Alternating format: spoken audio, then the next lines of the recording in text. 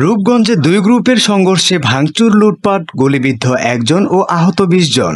নারায়ণগঞ্জের রূপগঞ্জে আধিপত্য বিস্তার নিয়ে কিশোর গ্যাংয়ের দুই গ্রুপের মাঝে ধাওয়া পাল্টা ধাওয়া, গুলি, ককটেল বিস্ফোরণ ও সংঘর্ষের ঘটনা ঘটেছে। মধ্যরাতে উপজেলার উত্তর তারাবো এলাকায় এ ঘটনা ঘটে। এই ঘটনাকে কেন্দ্র করে এলাকার বিভিন্ন দোকানপাট ও বসতবাড়িতে হামলা ও ভাঙচুর চালিয়ে ঘরে থাকা টিভি, ফ্রিজ, স্বর্ণালংকার ও নগদ টাকা লুটপাট করেছে বলেও অভিযোগ উঠেছে। এ ঘটনায় এক যুবক গুলিবিদ্ধ সহ অন্তত ২০ জন আহত হয়েছেন। আমি জায়গায় ভাড়া থাকি, তেমন টাইমে আকবর বাসার দুই জোরে আমি তোর বলছি আমার হাতে লাগবে।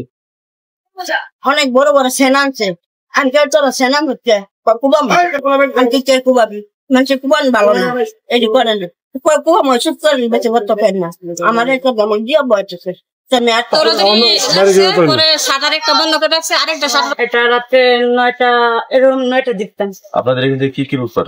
এখান থেকে দোকান লুটপাট হয়েছে।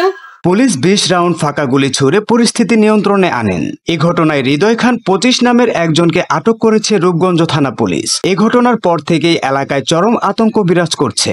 ঘটনাস্থলে অতিরিক্ত জেলা গোয়েন্দা পুলিশ, ডিবি সহ থানা পুলিশের অভিযান অব্যাহত রয়েছে। এ বিষয়ে মামলার প্রস্তুতি চলছে।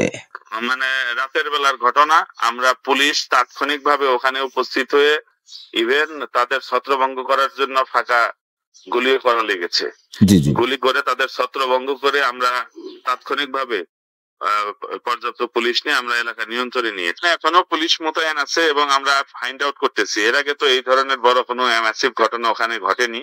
তো হঠাৎ করে কেন এই ধরনের ঘটনা ঘটলো এটা আমরা তদন্ত করে বের করছি এবং যারাই জড়িত থাকুক তাদের বিরুদ্ধে আমরা